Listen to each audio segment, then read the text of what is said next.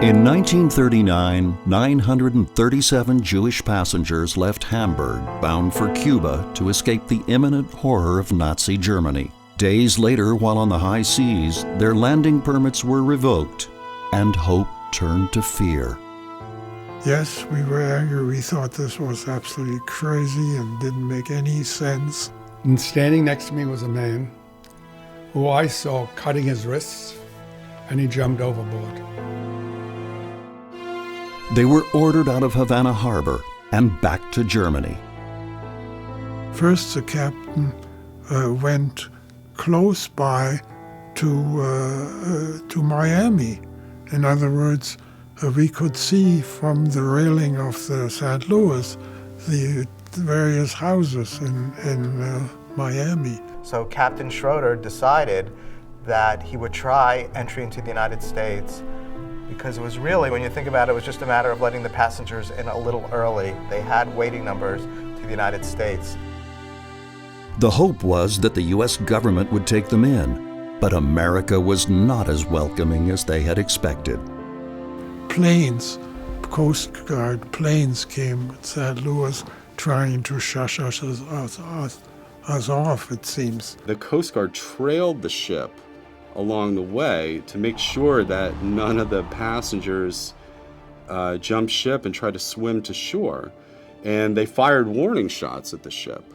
Really a pretty hostile act. And so the ship's captain decided that he had no choice but to turn the ship around and head back to Europe. Anti-Semitism was at its height during those very years in the United States. It was known that the St. Louis was a ship of Jewish refugees. There was great public display of anti-Semitism and xenophobia, something that younger people today, it's hard to even relate to how publicly acceptable it was in that era. The United States was also in the throes of a depression. Typically during a depression, a government does not allow in more refugees. They don't increase their refugee quota. There was fear of competition for jobs. The Jew was in the way, and there were beliefs. Those were sort of racist beliefs, biological beliefs of the Jew polluting the white race and that sort of thing, and that they were a detriment to society. And all of those stereotypes were dominant and accepted.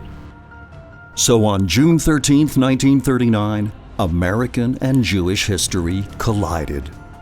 Washington denied the St. Louis permission to dock. The clock was ticking, and the message was received by those who ultimately sent many of them to their deaths.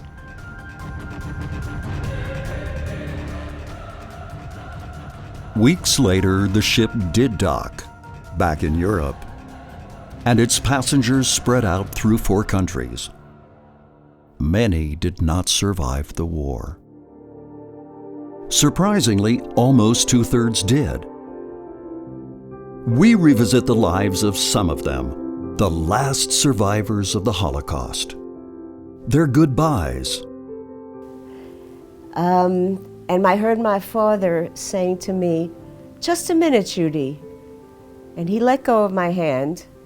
I kept on looking at whatever it was. Perhaps it was a toy.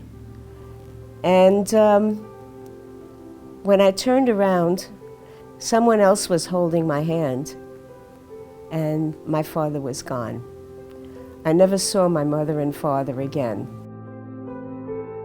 Their arrival in America. And the very day that we landed in New York was the same day that Hitler's troops marched down the Champs-Élysées in Paris. The boat, after we disembarked here in New York, went back to France, and in the middle of the Atlantic, this French boat was sunk by a German U-boat.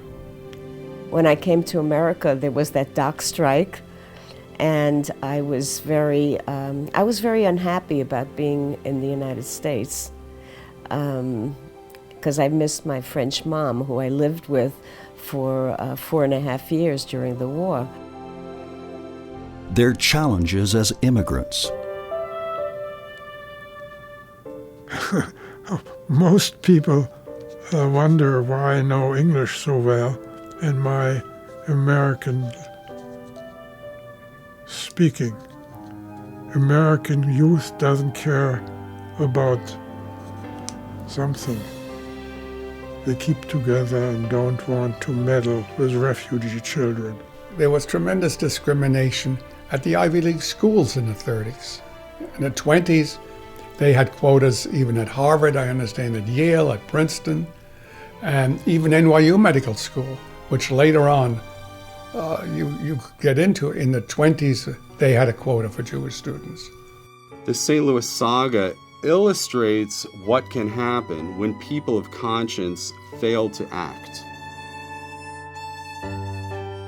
A story of revival and hope.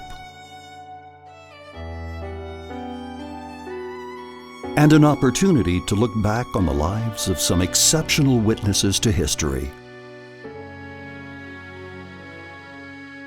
I've come to many difficult situations and I came through them.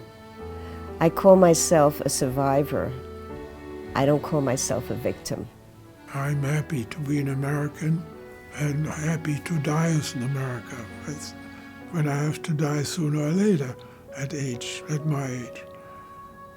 I think this is the best country in the world, and I will say that over and over again, and I would tell it to anybody. It was many years after first meeting Dr. Mitulski and then getting to know him as a colleague and then finally getting to know him as a friend that I learned the story of his survival after the incidents of the St. Louis. It's interesting that until he was quite elderly, he wouldn't talk about it. And when I asked him one time, why haven't you told this story? Why haven't you let people know? He said, because nothing happened to me. Nothing. What happened to everyone else was so much worse. I was lucky. I said, I understand now, this must have been the 1970s, I understand now why you say what you say, but someday you must bring yourself to talk about this.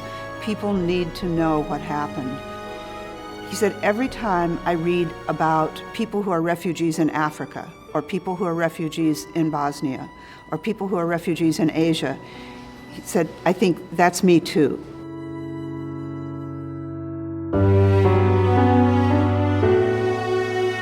Turned Away, Life After the Holocaust, a feature-length documentary.